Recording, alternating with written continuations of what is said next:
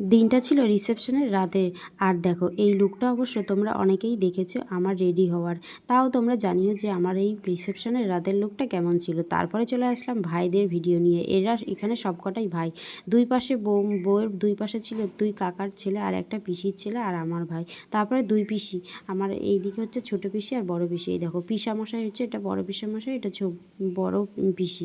আর একটা পিসি আসে, সেটা হয়তো বাংলাদেশে থাকে, হয়তো কখনো দেখাই হয়নি। আর এই যে হচ্ছে আমাদের ভাইয়ের বউ। কেমন হয়েছে তোমরা কিন্তু জানিও।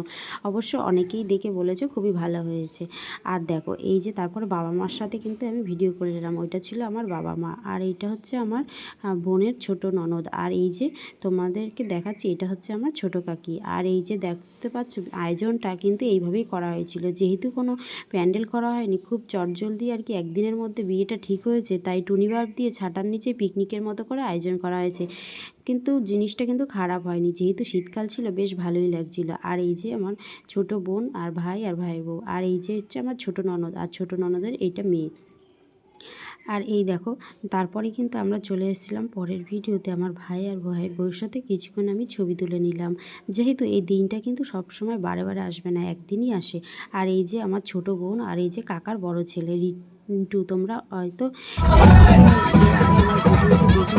আর এই যে তারপরে নাচানাচির ভিডিওতে চলে আসলাম।